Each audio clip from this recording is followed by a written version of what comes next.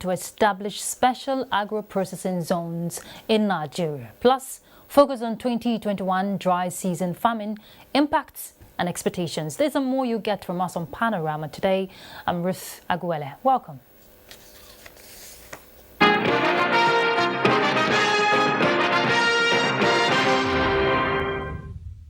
The All Progressives Congress Governors Forum says it will meet with the leader of the party, President Muhammadu Buhari, to discuss plans ahead of the party's national convention. Salihu Abdullahi Gwanara reports that this and other peace-building moves formed highlights of the forum's meeting in Abuja. After the conduct of APC wards, local governments and state congresses nationwide, governors under the party's platform have commenced the processes towards the national convention.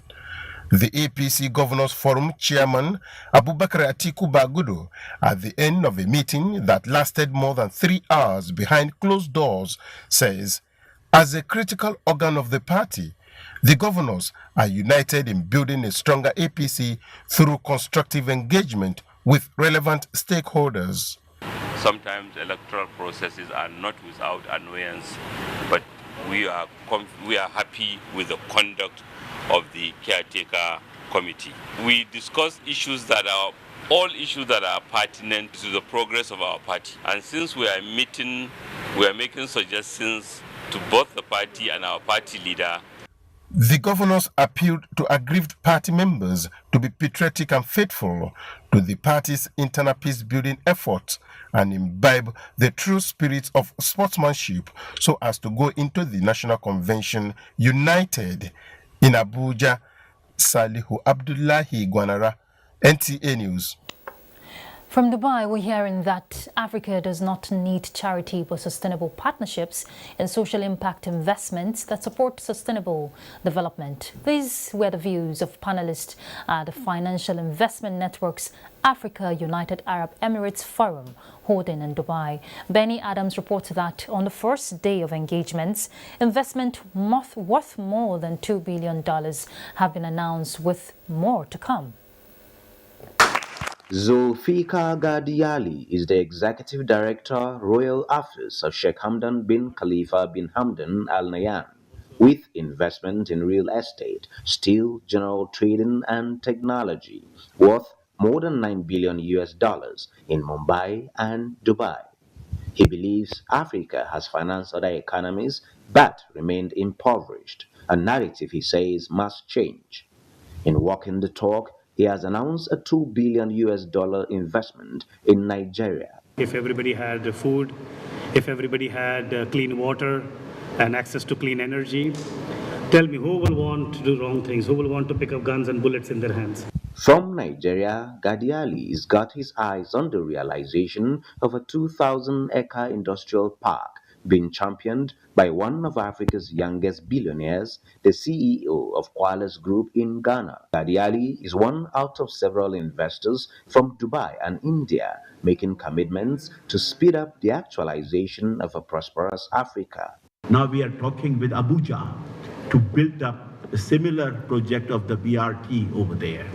The Foreign Investment Network is working to ensure that commitment is translated to tangible results. We have carved out our company to the hearts of investors because of our strategy of trying projects to time and finance. The value of non-oil trade between the United Arab Emirates and Africa is worth $25 billion and is expected to grow by the day, with more investors at this forum indicating interest to invest in Africa. From the Burj Al Arab in the United Arab Emirates, I am Benny Adams, NTA News. Back home, the African Development Bank is investigating $563 million for the establishment of special agro-processing zones in Nigeria. President of the bank, Akinwumi Adesina, disclosed this when he visited Governor Abdullahi Umar Ganduje in Kano. Abdullahi Mustafa reports. With a vast cultivable land and about 13 dams, Kano has agriculture as the main preoccupation of its people. Unfortunately, however, not much of the sector's numerous potentials have been harnessed. Poor agricultural practices and low processing skills are among the identified causative factors. Addressing these and to minimize post-harvest losses informed the planned establishment of special agro-processing zone in Kano and 4 other states by the African Development Bank. Reduce the amount of losses you have, create more competitive value chains, transform the rural areas from zones of economic misery to zones of economic prosperity, and to increase the amount of resources that the states have. Governor Abdullah Umar Ganduje, who was together with his Lagos state counterpart Babajide Sanwo-Olu, welcomed the initiative and assured of support and cooperation towards its actualization. Because the farmer requests not only to produce, not only to process, but also to market.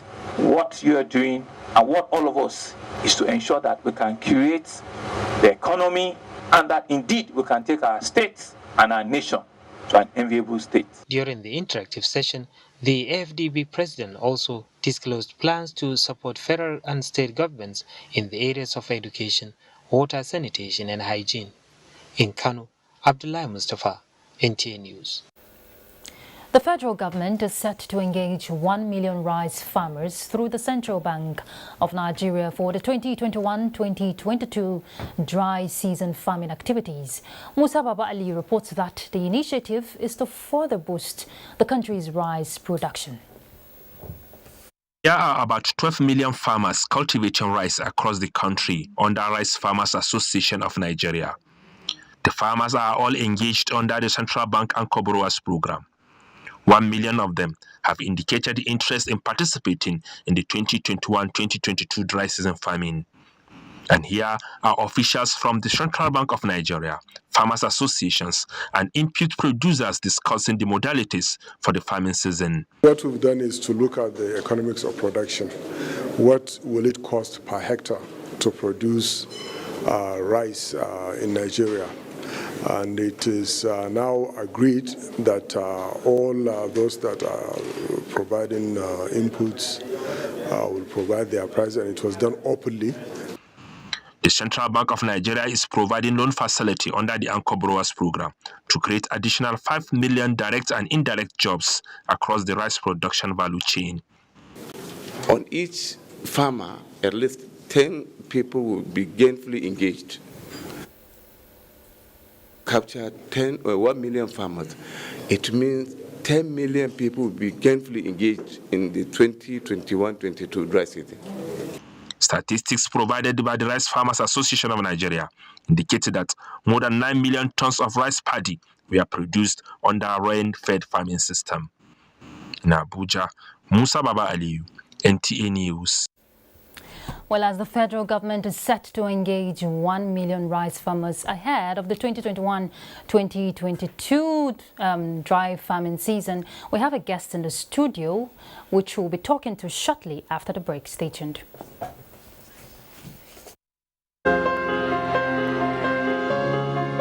The vaccine offers hope for a safe country free of coronavirus.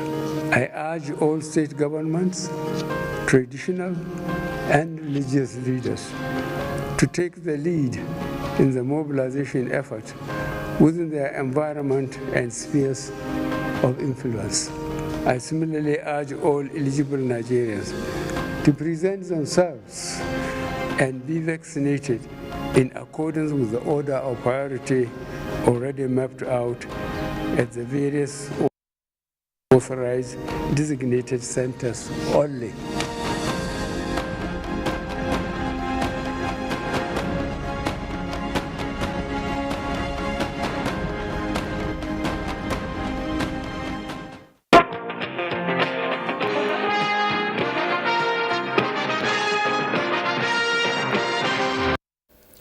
Welcome back. And we have a guest, like I said, already seated in the studio. Mohammed Ali, Special Advisor, Rice Farmers Association of Nigeria, is going to be talking to us on the initiative, the move rather to, engage 1 million rice farmers. Thank you for joining us on the news. Thank you very much. Okay, we've seen various interventions by the federal government to improve local production of rice. We've seen policies come up to stop smuggling of foreign rice, but yet rice has remained expensive. Why? Yeah, well, typically we're all aware of the inflationary pressures we're having. So virtually a lot of the inputs are imported, so they are usually impacted. They usually impact the ultimate price of this of the commodity. And then of course we're also aware of the prohibitive, infrastructural challenges that we have. So that a lot of the production ultimately, because you just don't harvest from the farm straight into the port. Okay. So it undergoes processing. So and because of infrastructural challenges, the processors are inundated with a lot of costs, and which ultimately are passed on to the last mile consumer. So that partly affects the cost of production and ultimately the price. But also, we're still struggling, though at least over these past 6 years, we have covered a lot of ground, everybody knows, because we are virtually feeding ourselves with rice since, as far back as 2014, when the current CBN governor came. And part of his strategic vision was to ensure that, the country produces what we eat, and then of course we eat what we produce. So forex is no longer allocated for food importation. Okay. So virtually most of what we have are homegrown. Though of course we were still battling with smuggling, usually, because a lot of the rice that comes in are usually passed through Benin Republic. And because the applicable duties and levies are not paid, most of it is usually smuggled in. Okay. There's a new move now to engage 1 million farmers. The federal government and CBN is set to partner with the Rice Association Farmers of Nigeria for the 2021-2022 dry season farming. What's the plan and arrangement like? Yeah. The rice farm, with the policies of the federal government, a lot of these associations, particularly RIFAN, has structures from across the world, local governments, and then of course clusters. Usually we have cluster of farmers that are farming on contiguous farmlands, and then of course it goes up through the wards, through the local governments, and then of course villages, and we use traditional rulers. So we have that structure spread across the country. Is it going to cut across all 36 states and the FCT? Virtually every state in Nigeria can produce rice, but some have greater comparative advantage than the others. Okay. And then of course we're also partnering the river basins. River basins have already established structure, irrigation structure, yes. And of course they have a farmer group structure that is very coherent and easy to deal with. So we're also partnering with them, and we're taking advantage of that. The water bodies that are all over, spread all over the country. So through them, we're able to mobilize these farmers. And of course, since these policies have started, people have reverted back to land because it's increasingly becoming a very viable economic venture. Yes. So we have a lot of people. In fact, particularly rice processing. When this program started, we had less than 20. Now we have over 140 integrated rice mills, And then, of course, multiples of medium-scale and even small-scale rice mills. So people are going into it in drops. And apart from the smallholder farmers that we focus upon, we are increasingly... Because that's what I was going to ask you. Yeah. The selection for the 1 million farmers, is it going to be smallholder farmers in the rural communities? Mostly, we have to show gratitude to these smallholder farmers because big as we are, they are the ones feeding us, because yes. the large-scale farming hasn't caught on yet in this country, though they are imagining with this, the lucrative opportunities being seen. The same way we are having proliferation of rice mills now, some large-scale farmers are coming in, but over 90%, 95% are still, done by these small-scale farmers, and that's why they require all the support they can get. Of course, they are faced with challenges. This inflationary pressure particularly, it's a daunting challenge to the farmers. And that's why we expect, even at that national town hall meeting we had, we're expecting that the government will come in. A lot of the subsidies, agricultural policies targeting farmers, where there is convergence, where there is synergy with the association, they will be more properly targeted. And then, of course, we also know that across the world, developed as the Western Hemisphere is said to be, they have very huge, outlay in terms of subsidies. Here you have some people maybe trying to negativize subsidy, but if the developed world can still be subsidizing agriculture, who are we not to? So we're expecting that the government will come in with targeted subsidies so that we'll be able to encourage relief.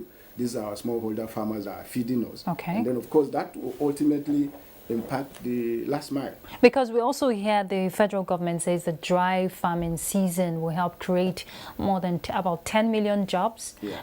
How is that going to work? Yeah, you see, what those are not involved don't realize that every single farmer, every hectare of farmer, requires a minimum of 10 persons to work in. But even starting from input supplies. So it's a chain. It's a chain. Thank you. Yes. That's why it's a value chain. Even from input supplies, you need seeds, you need fertilizer, you need agrochemicals, and then of course even weeding, there will be mechanization, transportation, even loading and offloading.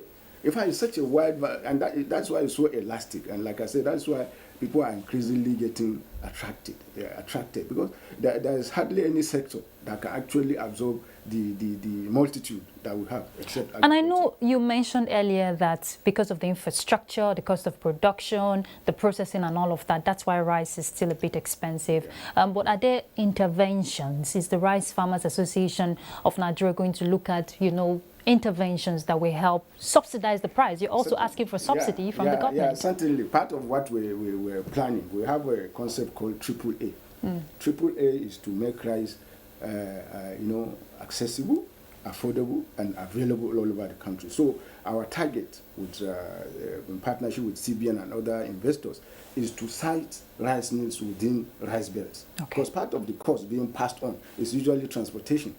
Some of these integrated rice mills are concentrated in particular places, for instance, Kano and a few other states. So they have to move this paddy, and that transportation cost is passed on, and then other logistic costs. So the plan that Rifan has, like I said, which is being backed by the CBN, is to set up small cottage rice mills within those rice belts. That will cut off not only the transportation costs, it will also empower the farmers to also earn from other parts of the value chain. So that, because by and large, a lot of the margins are taken up by the processors, while the hard work, the heavy lifting is done by the farmers. So principally, that is what we are targeting at. We are also partnering with existing millers too, so that Rifan can give them paddy, then they process in partnership, and then hopefully that will impact the price. In fact, at the moment, part of what the CBN is also doing is that a lot of because farmers repay these loans in paddy, we don't collect cash. So we have, hundreds and thousands of collected rice. So these are usually passed on to, in the form of loan to integrated miller, and is subsidized by the CBN. Okay. So the expectation is that that subsidy will ultimately be passed on to the ultimate consumer. But like I said, but we hope to see a change. No, definitely. And since you've mentioned the loan, we can't leave out the Anchors Borrowers, scheme of the CBN on rice industry in Nigeria. How much impact would you say that has had? Oh, of course, it's a lot of impact. Okay. Like I said, apart from now that the farmers are actually in business, it used to be a mere culture and agriculture then, because they are able to earn. You go to our rural areas. In fact, one of the major impacts it's having is reversing the rural-urban drift. Yes. Because even a lot of our youths that will leave the villages after the rainy season, they usually go back to land now, because they earn more than the kind of menial jobs they do in the cities. Yes. And then, of course, I've told you about integrated mills that have sprung up. From less than 20, we have over 140. In terms of medium scale, we have tens of thousands, if not hundreds of thousands. Of course, even the cottage mills, there are hundreds of thousands, and all these ones are creating jobs. They are developing the rural economy.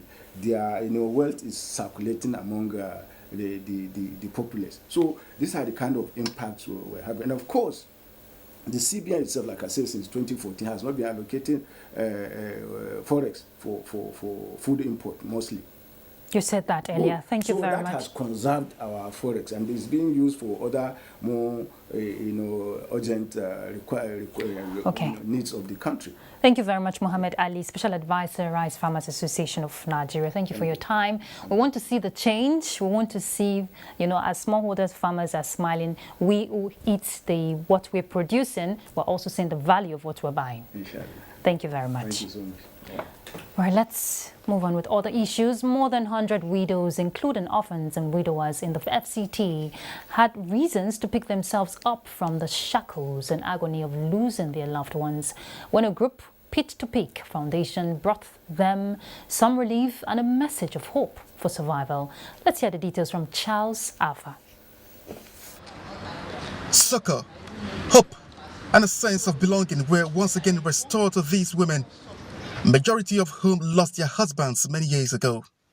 For them, life has never been the same since the departure of their breadwinners. The rest, orphans, while a handful of the men among these women are widowers. They have found a friend and a helping hand that cares all about their well-being. My husband died about 4 years and some months now with 6 children. Those people that contributed to these things they gave us, they will never see shame in their life. Everybody have concern for widows. The widowers are neglected. And so I want to appreciate Mama Africa. Andrea Uzoma Wadie is the founder of Pit to Peak Foundation. She is touched by the stories and predicaments of these women. For her, it's about an attempt to restore what life has taken from individuals, families, and vulnerable groups. That I'm able to gather these women to put smiles on their faces, at least be today, tomorrow. But I don't know what to say, but I am highly emotional. So what we're doing is to be voice to the voiceless. They leave this arena short of at least some days of 3 square meals, what to wear, and a chance to be part of the Pit to Peak family, who is putting smiles on their faces. In Abuja, Charles Alpha, NTA News. It is difficult, if not impossible, to identify the actual needs of the people at the grassroots without the help of a functional local government system. Stakeholders in local government administration made this assertion while speaking on the importance of local government financial autonomy to the development of rural communities. Kelvin Samuel reports. Local governments are created with the ultimate goal of bringing government closer to the people at the grassroots. In Nigeria, the local government reform of 1976 is expected to accelerate development and enable the local population participate and hold those in power accountable in an event of misappropriation of funds. However, all these are impossible in the present situation of local government administration in Nigeria, as most state governors have refused to let go of the local government funds. There are issues in the local government service, and one of those issues that is ringing bell is the issue of local government autonomy. If given autonomy, it will be better for all of us in Nigeria. And being a grassroots government, it is expected that they should have the local government, the financial autonomy to be able to operate fully so that development will reach to the grassroots. It is worrisome that despite the quality of men and women elected into various local government councils across the country, state actors still believe they are too inexperienced to handle funds accruing to their councils. A situation the people say has led to deplorable state of council areas and a total lack of government presence in most rural communities. There is no doubt that the financial autonomy, which includes the power to control and manage its finance, allocate resources to strategic places, will enable local councils implement policies and decisions that will promote grassroots development in the country. But the big question remains, Who will save the local government system from the hands of those who are determined to cripple it? In Uyo, Kevin Samuel, NTA. Right, that's Panorama. Thank you very much for your company. Remember, the fight against rape and rapists, it's not yet over. I'm Ruth Aguela. Bye.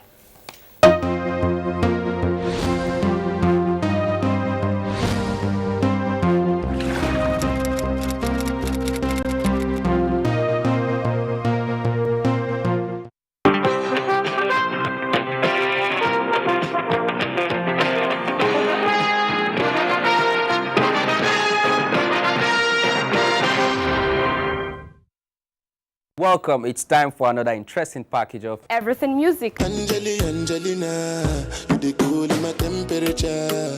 If you call, I go come deliver. This is Stocky Movies. In times of old, the world was full of wonder.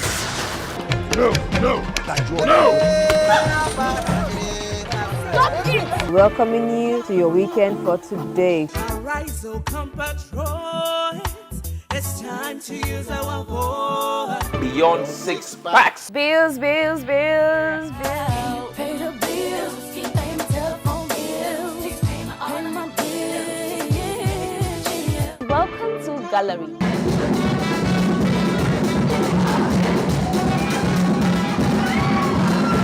Me and my paddies. London for what? London for medicine. Medicine for what? Medicine for coffee. Are you sickness? To our illness. Welcome to Gist Zone. All right, my name is the Eselucien Wego One. Ona nyokoko nyonyo.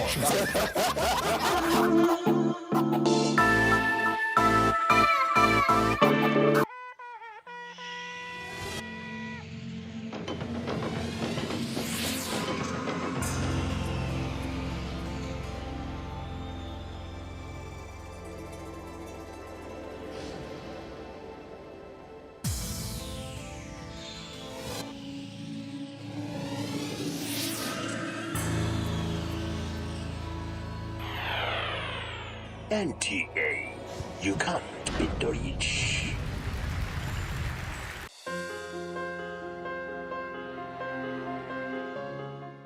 The vaccine offers hope for a safe country free of coronavirus. I urge all state governments, traditional and religious leaders to take the lead in the mobilization effort within their environment and spheres of influence.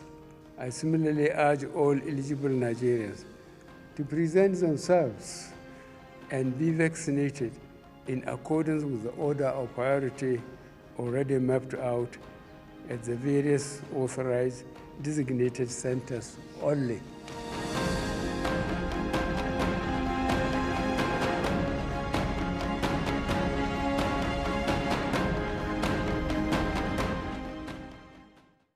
Fellow compatriots, if no single tribe or religion has defeated poverty, then no single tribe or religion can develop Nigeria. The success story of every state and capital is the contribution of every tribe and religion.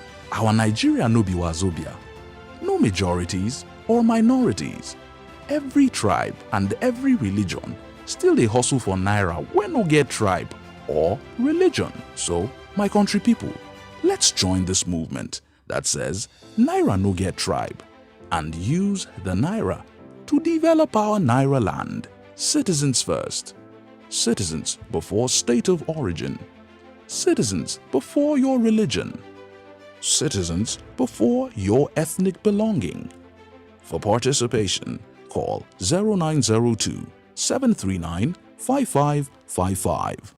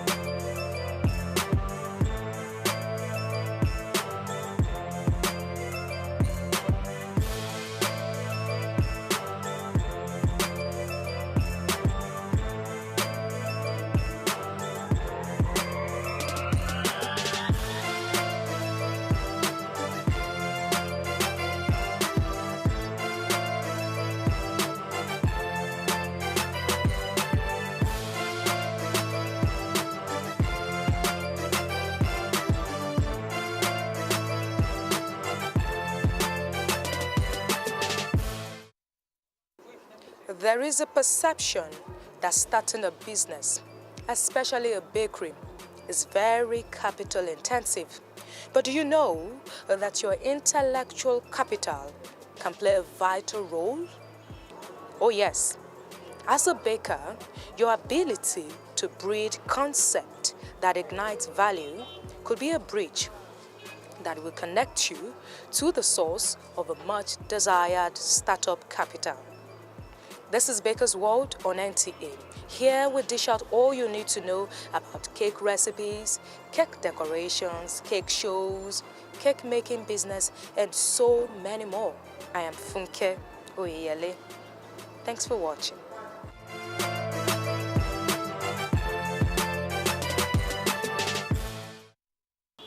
On the show today, we'll be showing you how to make sponge cake that will be suitable for a tea time break. Our guest is a talented baker who projects our cultural heritage in cake decoration. A conversation segment will give you the opportunity to know more about this baker and her previous works. All these and more for you today on Baker's World. Just fasten your seatbelt so we have a jolly good ride on the program.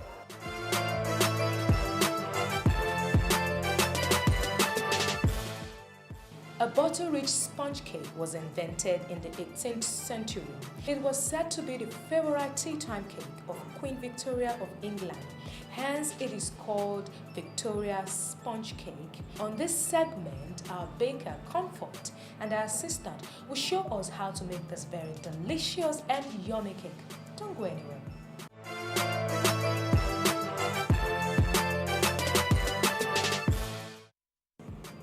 We are going to start making the Victoria sponge cake. It's an all-in-one cake, very easy and quick to make.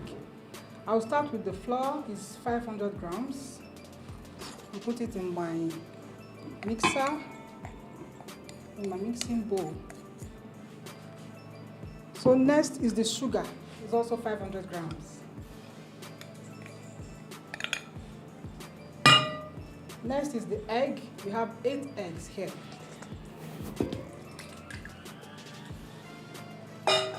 So the next on the list is the butter. We have 500 grams of butter.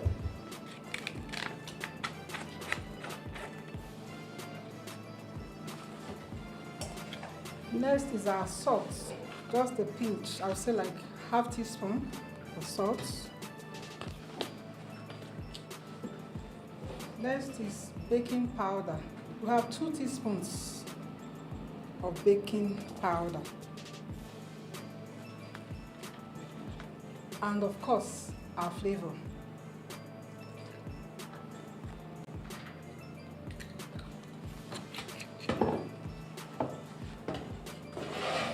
Now we're going to be preparing the pan we're going to use to bake the cake.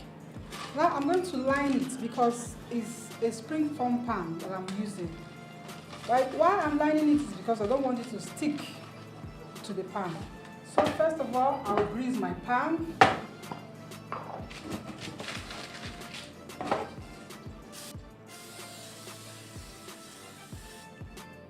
Then I place my lining paper inside the pan and add a little grease to it as well.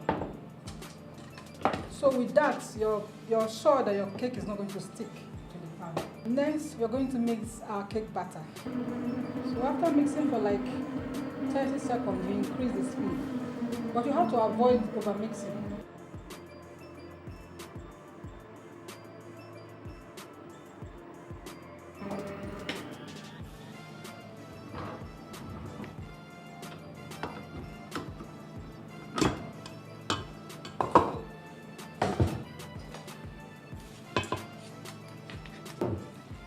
So we are using our 8 inches spring-form pan. It depends on how many layers you're going to be doing. You can decide to increase your measurement to double or triple, depending on how many layers of cakes you want to decorate. For me, I'm going to be using this to bake my recipe. I'm going to be making 5 layers of this.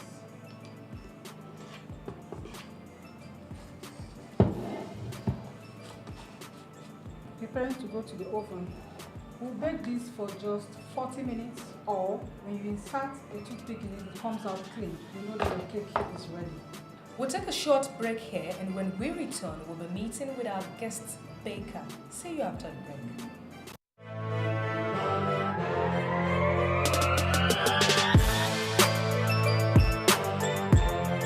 I'm actually a passionate baker. I don't rest until everything is done. When I entered university, anytime I'm broke, I'll make cupcakes and go and sell to the other students.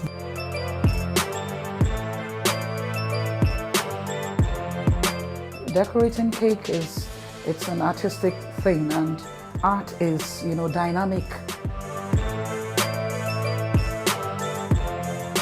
Join us on Baker's World every Thursday on the network service of the NTA. Baker's World, celebrating creativity. Don't miss it.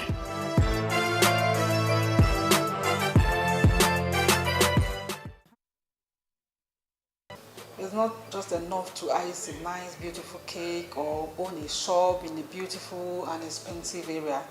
If you don't know the business aspect of the baking, I don't think you're going to go far. Our baker today is Mrs. Comfort Onyemenu, born on the 1st of May into a family of 5 in Warri, Delta State. Comfort started her early education at Amai Primary School, Afuze, Edo State. She then proceeded to St. James Grammar School, Afuze. The 2000 Auchi Polytechnic graduate of accounting went further to study at Yetkem Institute of Catering and Hotel Management. This later became her benchmark into the world of cake making as a business. Comfort attended different cake trainings when she relocated with her family to Abuja in 2003. In a bid to expand her horizon and knowledge, Comfort attended more trainings and cake shows within and outside Nigeria.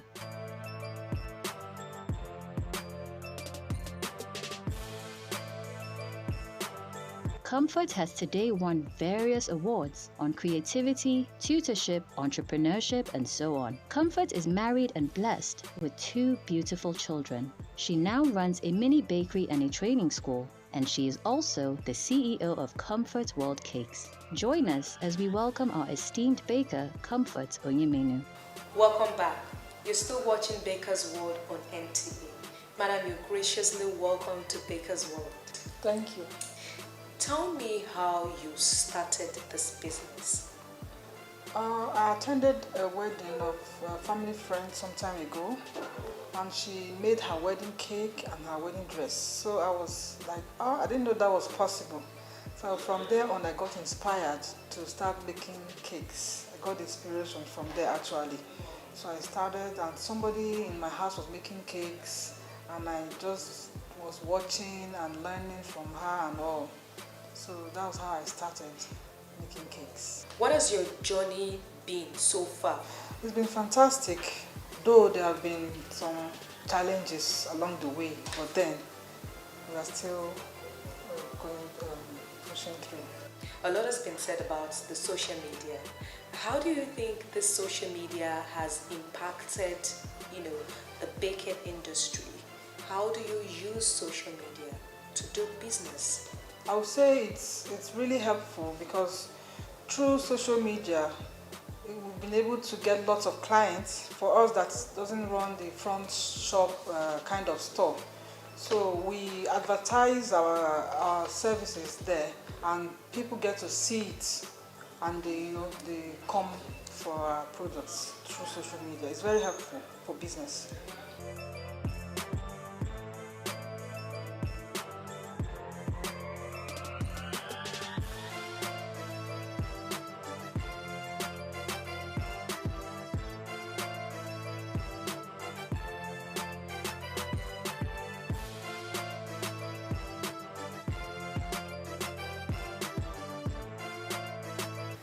You've attended so many cake fairs, cake shows within Nigeria here and even outside the country.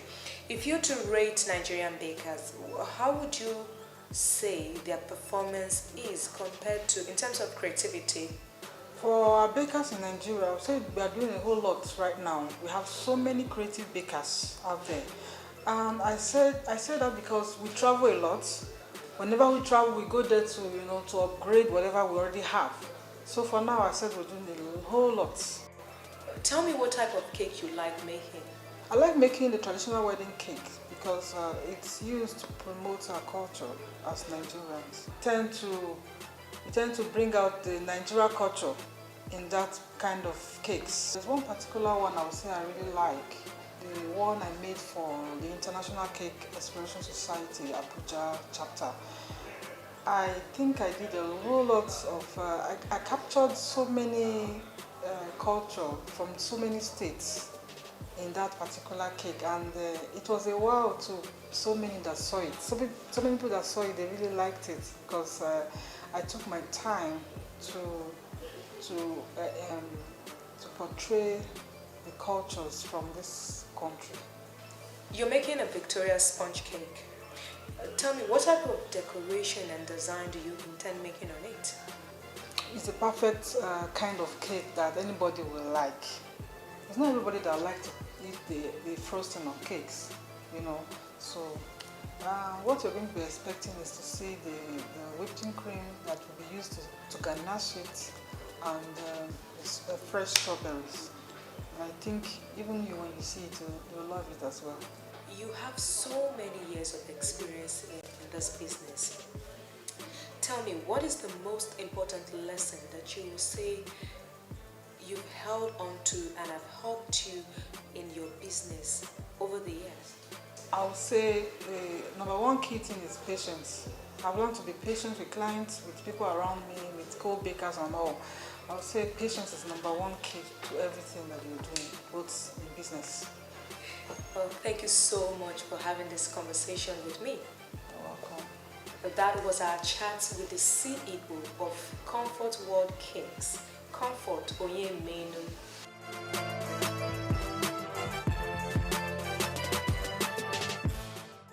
Taking a cake making business to the next level is every baker's desire. Here are some points you need to know as highlighted by a business expert before we go back to the kitchen to decorate the cake. Let's take Baker's Gist.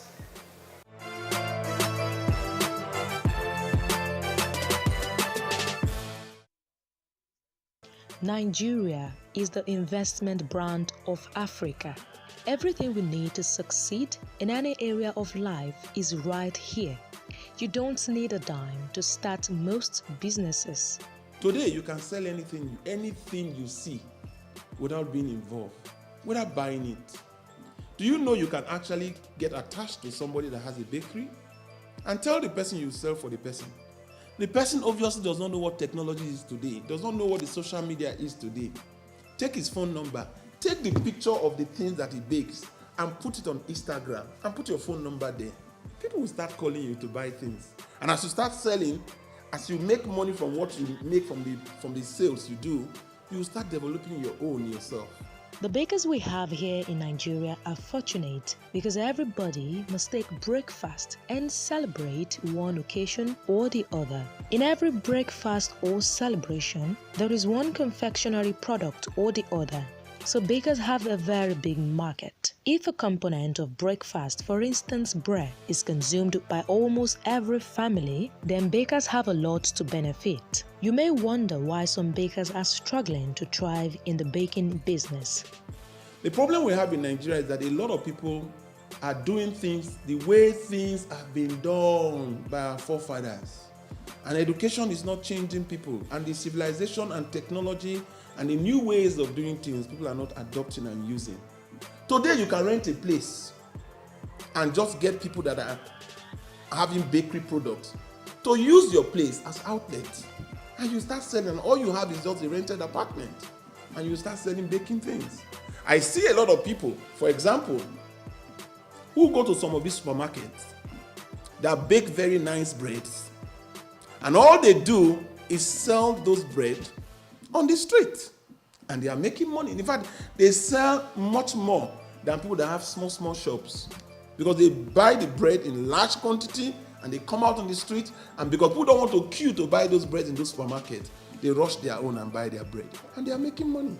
Bakers in Nigeria should know that all they need to flourish is available and within their grasp. You just have to be more creative with your resources.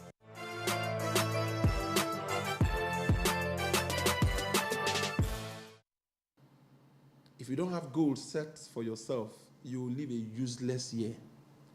Do you know whatever you desire in this world, you get it naturally? It's all in the mind. If you wake up in the morning and you don't have a plan and you go out, you will do what you are not supposed to do for the whole day and you have nothing to show for it. Go and set up the goals of what you aspire and you want and desire to get. At the end of the year 2020, look at those goals, you'll have achieved everything.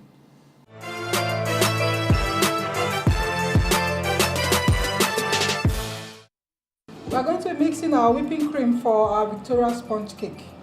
First, I have my whipping cream here, 600 grams.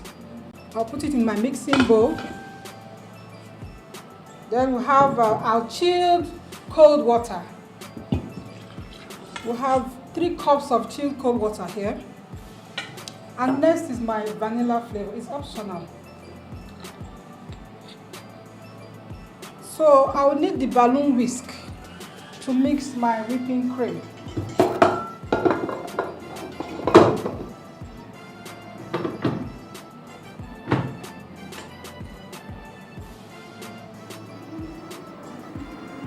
We are going to be mixing for 40 minutes to form a very stiff peak to be able to pipe with it.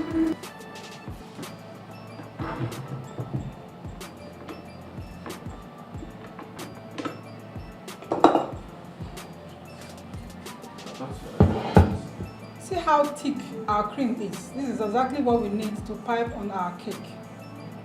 It's time to frost our Victoria sponge cake. First of all, I get my piping bags and I give it a little slit and fill it up with my whipping cream.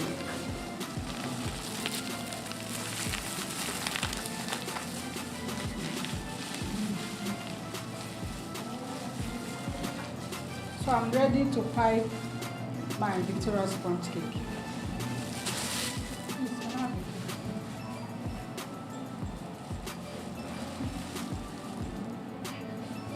So I have my cakes here. It's been baked and cooled for like 1 hour.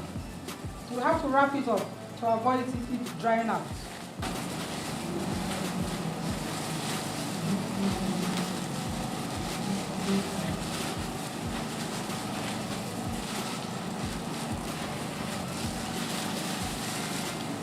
We want to ice our Victoria sponge cake.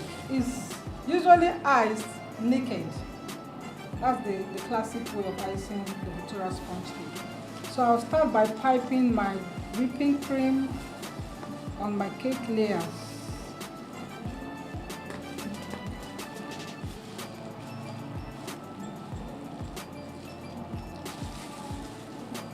I'm going to decorate with the strawberry.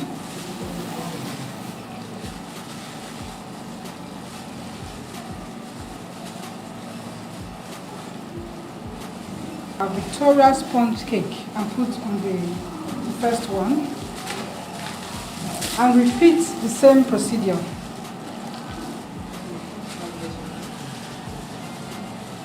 You can decide to drizzle a chocolate on it. I'll drizzle my cake topping on it.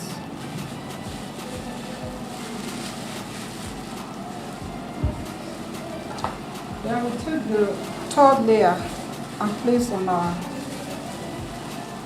decorated sponge cake and repeat same process.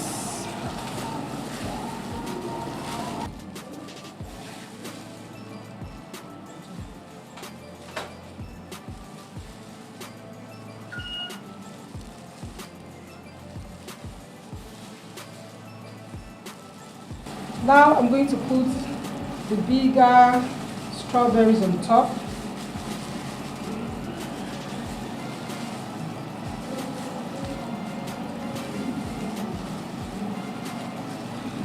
and type some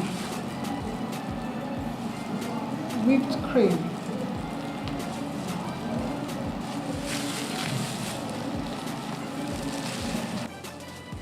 Here I have my formed chocolates for decoration.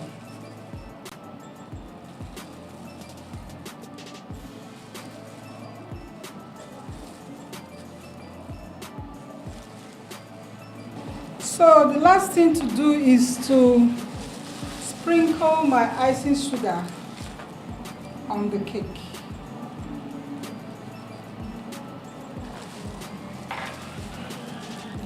Here we have our classic Victoria sponge cake.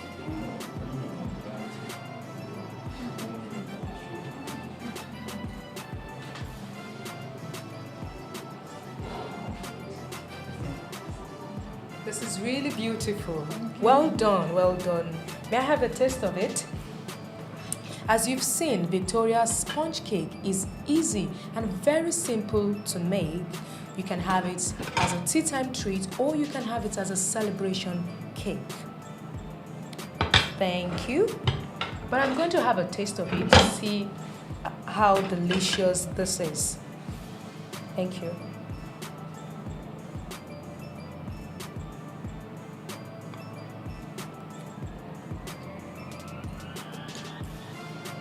It's very delicious, like I said, very delicious. Oh, the cake tastes as delicious as it looks. That's about the size of our package for you today on Baker's World. Thank you for sticking with us. We would love your comments, feedbacks, and likes on all our social media platforms. Facebook, Instagram, YouTube. It's Baker's World on Ntalive. Till next week, I am Funke Koyeli. Thanks for watching.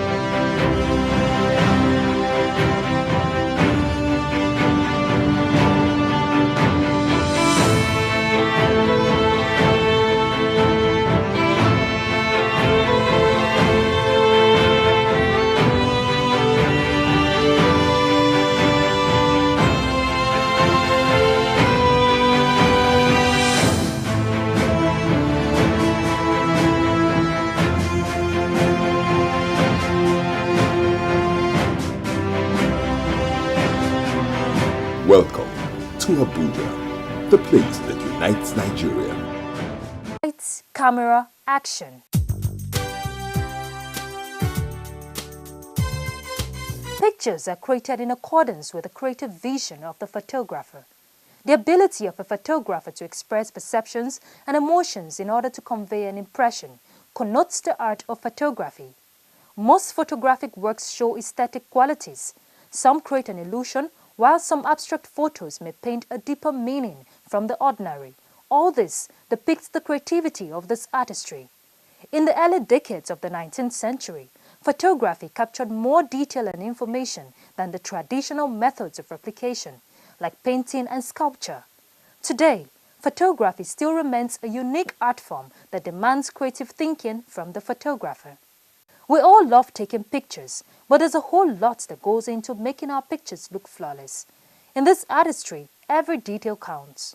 I'd usually like to start with one light and then improve my lighting style up to the point when I get the kind of picture I want to shoot. So I'll start with this. This is always called the main light, and I'm going to start the main light on camera right. Okay, fine. So the next thing I need to do now is to position her.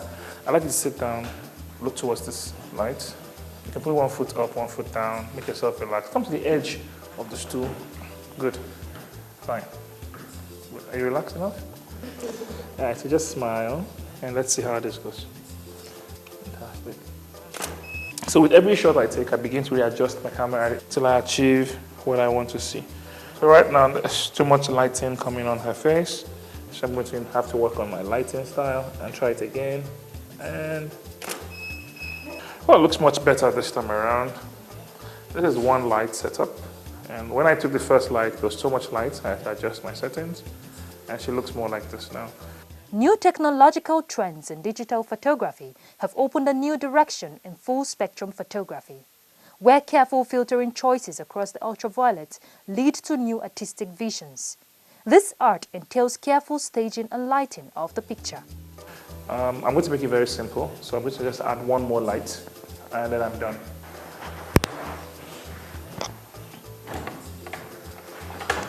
This light I'm adding is called a hair light or a rim light. It allows the picture to have a form, and so I can see her in a beautiful place. Beautiful. You see the picture has changed again. You notice there's a rim light now that has created a form. When you look at the first one, it was bare, and the second one has some form of rim between it. And then from here, we go into post-production and print. This is the picture, and it comes in two formats. It comes as a JPEG, which is a camera processed option, and it comes as a RAW version, which is the original version with the camera shot the picture. So I'm going to edit this in RAW right now. So I start with this. Good, so the picture is out now, and I start to work on it. Luckily, she has a very fresh face, which is an advantage. So I may not do as much. I just have to work on the colors of her dress, her lips, make her hair look beautiful. I'm going to paint her up in lights and shadows now. I'm putting a bit of darkness to her face. The stages of photograph has evolved over the years. In amateur processing, the film is removed from the camera and wound onto a reel in a dark room. But technology has taken a new dimension in this artistry. Technology has overtaken all of that now. Makes it easier for a lot of people, makes it more accessible for a lot of people. Back in the days, they had a few labs that did darkroom clean, washing as it was known in the day. But today we have a download, edit, upload, and print very, very quickly. And then you can see how far we have gone in the last few minutes. So this is the original picture. And then this is the Photoshop picture. The colors have changed. She has a red look initially. Now it's looking more like her skin tone. The dress is bluer, which is making more. And then you see her hairline. I've defined her hairline more. And then you see the little imperfections we had initially have been removed to give us a, so to speak, final finish. We're good to print. I'm viewing the image right now, and I'm going to send to this little printer here, which does my emergency prints. Beautiful, and she's ready to go. After so much skill and time spent, the end result is indeed worth it. Or what do you think?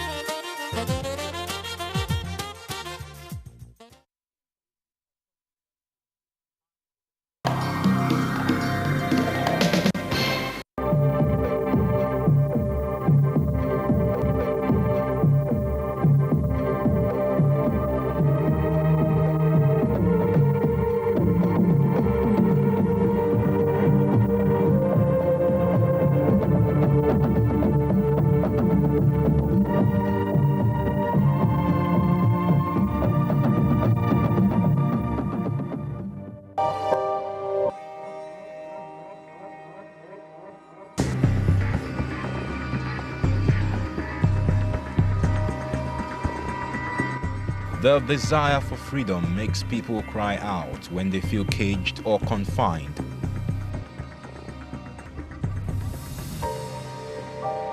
The power to move or right to act, speak, associate or think as one wants without hindrance is said to be freedom. On our history today, we'll be taking a look at a particular place where during the colonial era, a lot of our nationalists found themselves as guests of this particular place, and they lost their freedom for a particular period or for a particular time. Where is this place? What actually is this place? We'll be visiting that site today on Our History. I welcome you. My name is Cordelia. Our history. Every nation that was under colonial rule in the past fought at some point in their history for their freedom. Ghana gained their freedom in 1957, while Nigeria got hers in 1960, albeit after a whole lot of struggles. In Nigeria's colonial history, most of the laws made were to promote Her Royal Majesty's interest, which were more of economic. They enforced their system of government on native people, and when the people found it strange, they agitated for their freedom. It was to curb agitators and criminals during the colonial period that the British government constructed Her Majesty's Prison, referred to as Broad Street Prison, in 1872.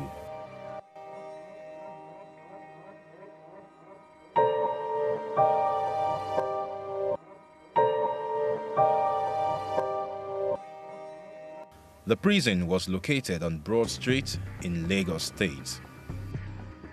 The prison started in 1872, and then it started with thatched roofs, mud house and thatched roofs. So, because locals, as in prisoners who were within the prison, kept by the colonial masters, locals around were throwing fire and trying to burn up the prison.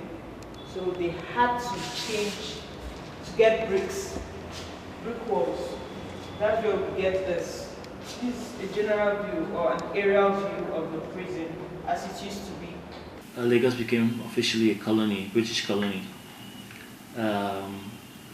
But that was not essentially with the agreement of the indigents. So they had to establish certain instruments to keep law and order, to suppress any agitation that might come about, to establish some police stations.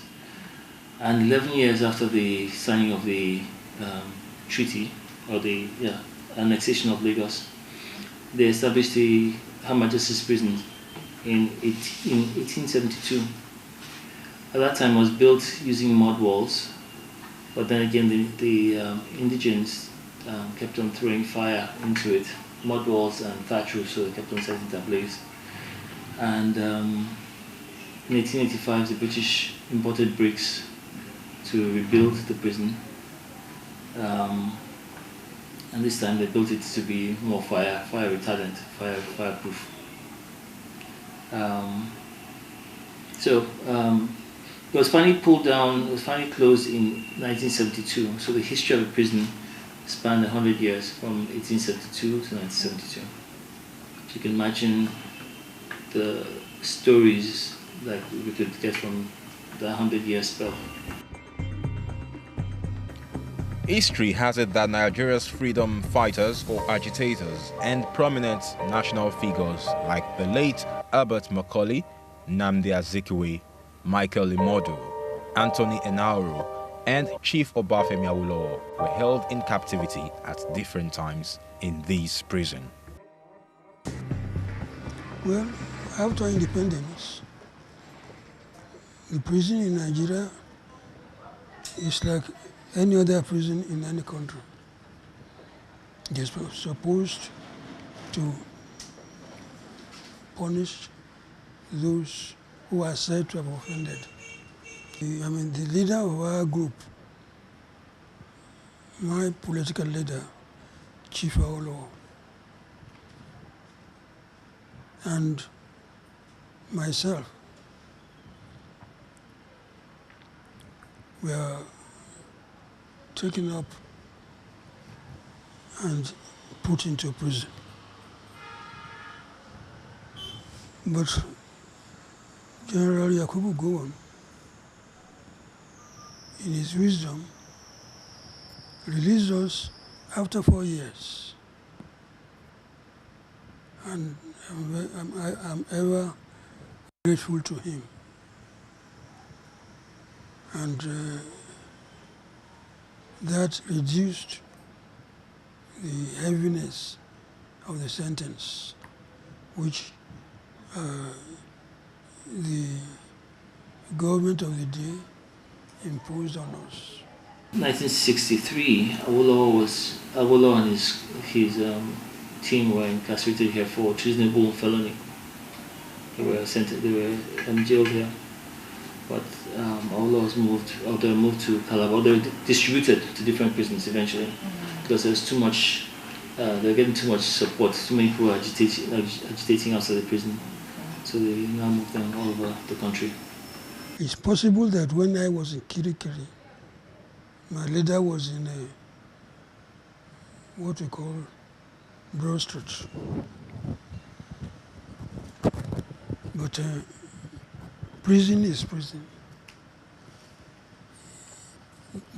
And I don't think that a prison is better than another prison.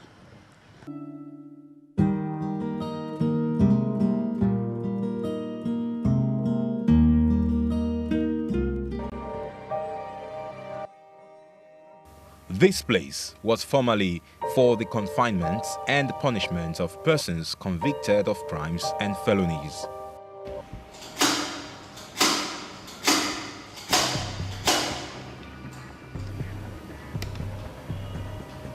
Though the prison is no more, some relics of materials and symbols are still reminders of history.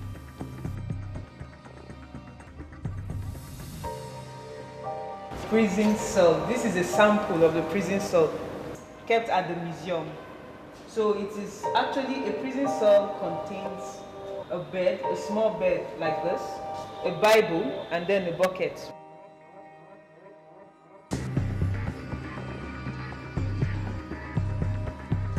Used to be the gallows. This is a picture of the gallows.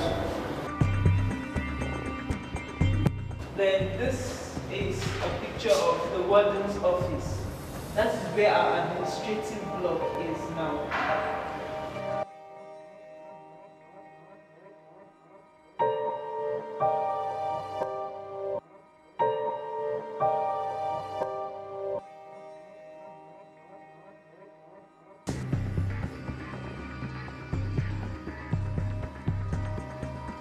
If you look closely inside here, you see some chains and blocks of different sizes and thickness. Here symbolizes the suffering and hardship that was in the prison then. The hardship and suffering that our founding fathers went through for our freedom. So if you look closely, you see the blocks and the rocks and the stones. Then the chains, different sizes, which are used to keep them captive and make sure that they keep shut.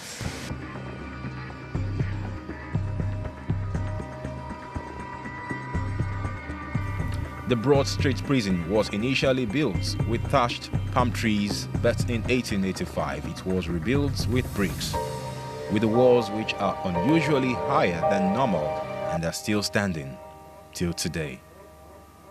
Those walls have been there for over 100 and something years. So, I mean, and they're stronger. When we're building, we had to take down part of the walls, and the caterpillar, a D8, got stuck trying to push the wall down. It climbed over the wall and couldn't get out. I mean, it was that strong. And that's the only thing that tells the true history, true age of this place. And if you remove that, you remove all connection to the past. I mean, it won't be a matter of imagination. But the bricks in the fence and the whole fence structure tells you the age of this place, what was here at that time. So that's very important that we don't touch, we don't destroy that.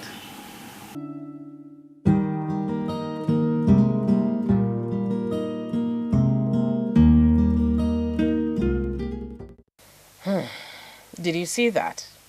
Did you see the small, tiny, lonely place some of the freedom fighters found themselves in, all because they were struggling for the independence of Nigeria? They passed through some of those things yesterday. So when you're toying with our current freedom, I think you should remember what some of these people passed through, and let's put our act together. So, for many years, nobody did anything about that location. Why? Why was it abandoned for so long? And what has that location turned to now? Let's find out. Our history.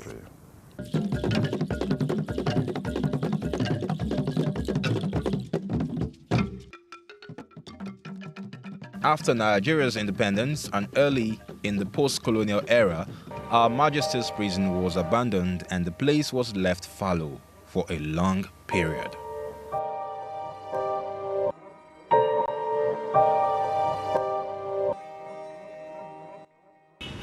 Ọgbà ẹ̀wọ̀n old building tí a ń lò ní Campbell Street tẹ́lẹ̀tẹ́lẹ̀ stroke Broad Street wọ́n ti abandon ẹ̀ sìn as a 1975 wọ́n ti abandon ẹ̀ tí wọ́n ti lò mọ́. Ó ní a fẹ́ sọ pé ó fẹ́ jẹ́ ọ̀gá ọgbà ẹ̀wọ̀n ní àárín Èkó ìgbà náà, òun lọ̀gá gbogbo tí àwa kọ́kọ́ gbọ́njúmọ̀. Lẹ́yìn yẹn àtúnfirú Kirikiri, lẹ́yìn yẹn àtúnfirú Ìkòyí, but èyí tó wà ní Broad Street yìí òun lọ̀gá gbogbo wọn. Chief Obafemi Awolowo of blessed memory, when he was arrested in 1966, this place used to be a prison, and this way he was kept before they were moved to another prison. I think that's just the little thing I can say I know about it. Before, when Governor Fashola came in and they now wanted to transform this place, some people were here maybe cooking, selling food, and making small farm out of this prison. But when Governor Fashola came in, he had to transform this place and make it what it is now. So people used to come here to come and relax in the evening. People that walks around here. At times, me too, I had to just come here with one of my two friends just to have a chat, and then maybe before going home. To the Federal Republic of Nigeria. It was at the dawn of Nigeria's democracy in 1999 that groups of architects called Creative Intelligence Agency, CIA, came up with a series of ideas to build a place of luxury in the heart of Lagos. This piece of land on Broad Street, formerly used as prison by the colonial masters, was a veritable choice of a place that was then transformed to an historical site now called Freedom Park, Lagos. Not art center per se, but an art space, a space where arts and artists are celebrated. Over and above the tragedy of the past and the pain that went here. I mean, the artists celebrate freedom, so I mean, the best tool which I felt to be used to celebrate this freedom we have, and tell the story, also underlying story of the tragedy that happened in the past, or the pain and suffering that the same space suffered. So the whole idea was to get the artists to adopt this space and take ownership of it and bring their arts to bear. The musicians, the theatre practitioners, the visual artists, sculptors, writers, poets. So basically it was marketing it to them first and getting them to come for free to use the space, to make the space be part of them, or them part of the space. And with that, other people will come to come and see the artists, come and see what's being put up, enjoy the music, enjoy the theatre, and that. So that's the basis. We had to create something that would sustain, that would evolve and would change all the time, and would keep bringing people something fresh at all times.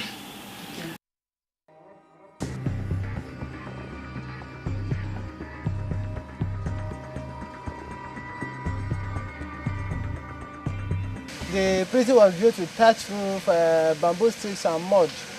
So this place is like a symbolic point of exit and entrance for the villagers, where they come to give the prisoners food and then maybe free some of the prisoners. But now, since it has been rebuilt with bricks, now we brought out this place to symbolize the point of exit and entrance of the prisoners.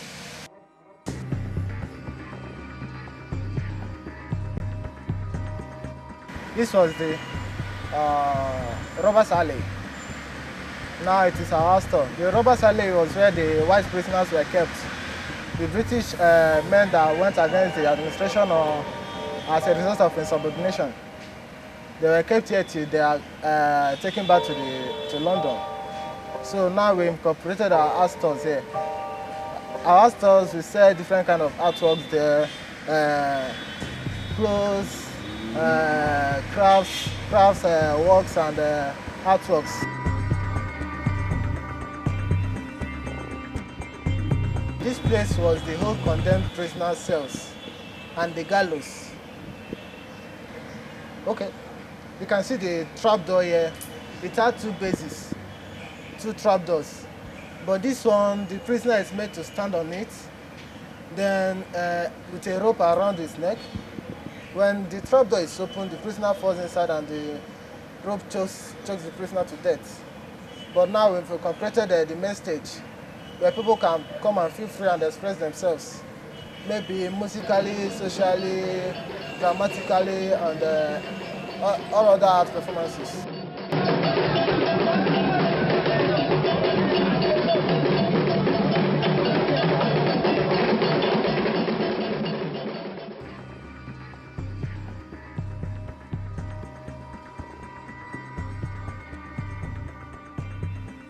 The project was inaugurated as part of Nigeria's 50th independence anniversary in October 2010 by the then Lagos State Governor, Mr. Babatunde Raji Fashola, SAN.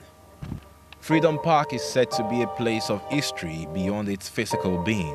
It answers the question of where historical preservation fits in, as symbols were kept to uphold the different areas, as reminder of the era when it was a prison yard. This place is called the skeletal cells. They are cells that, as in, it's the cell block C for the male block cells. It was the only cell that had a story building. So this is basically the demarcation of a cell. It is just like the one we saw at the museum. It had a bed, a Bible, and a bucket, and then the bar door and the window. It was the only cell block that had an upstairs when it was a prison. Everything in this park is a representation of what it used to, how it used to be when it was a prison. Every place, every building, every structure is being represented as what it used to be. In Her Majesty's prison, they had only one source of water, which is this way here. So now in the Freedom Park, we have incorporated a water feature to symbolize freedom, the easy access to water. So this is a pond. Inside it, you can see some fishes and some geese. So the well was the only source of water in the prison then, but now you can see many sources of water in the park, which symbolizes freedom.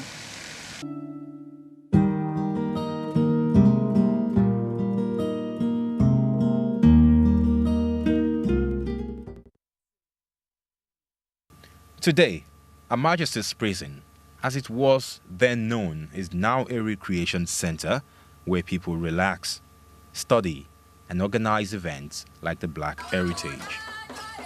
And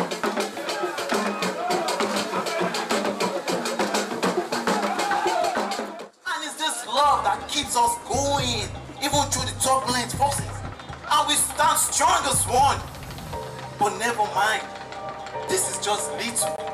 There are more to come if we can just relax. But all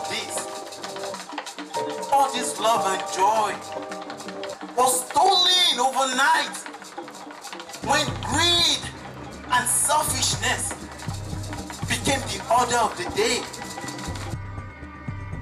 Freedom Park, Lagos can be said to have initiated the recreational inquest in our true past, as it immortalizes the memory of those who fought for our freedom.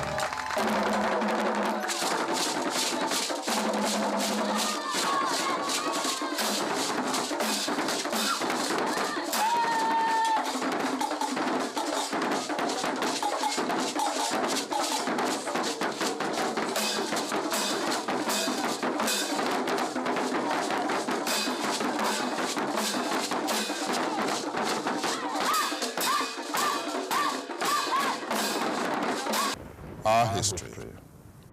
You actually do feel that when you go there. I love Freedom Park. I love going for shows there, exhibitions, or just generally hanging out with friends. That is what that point has turned to. You have a feeling of joy, you experience beauty, and you have a sense of peace when you are at Freedom Park. It has become a heritage spot, a place where the pains, the agonies of our freedom fighters, our nationalists, were truly expended. Today, what do we have? A free Nigeria. We can't have our history without tying it to the Freedom Park. So, remaining free, is it like a walk in the park? I don't think so. We have to fight to make our freedom what we want our freedom to be. Fight first, corruption. When we do that, our lives will be like a walk in the park or Freedom Park. Thank you for being with us this week. We'll see you again some other time. My name is Cordelia Obey. Have a beautiful day. Bye-bye.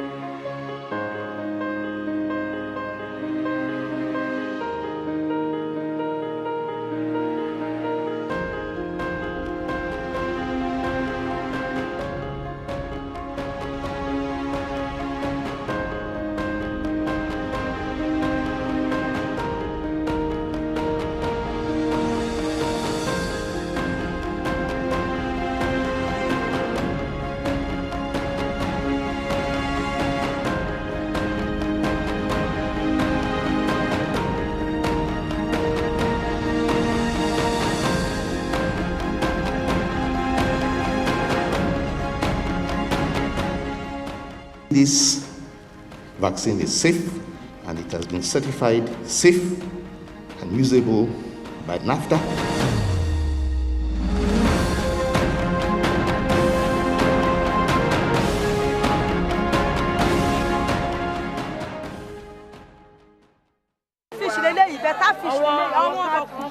Everyone likes a good meal, especially if it is prepared with fresh fish, such as those from the fresh waters of Ekpe. This is Ekpe, a town located on longitude 4 east and latitude 6.31 north, and approximately about 89 kilometers from Lagos. Ekpe presents a picturesque setting with its location on a slightly elevated land ranging between 30 to 60 meters above sea level. Ekpe is a riverine town with its waters bounded by thick mangrove swamp. Therefore, the occupations of the people traditionally include fishing, farming, carving, weaving, canoe building, fishnet, and fish trap making. However, like any other riverine community in Nigeria, fishing and fishing activities remain at top of the pack. It has assumed a prime importance and an industry that has become a symbol of civic pride to the people of Ekpe.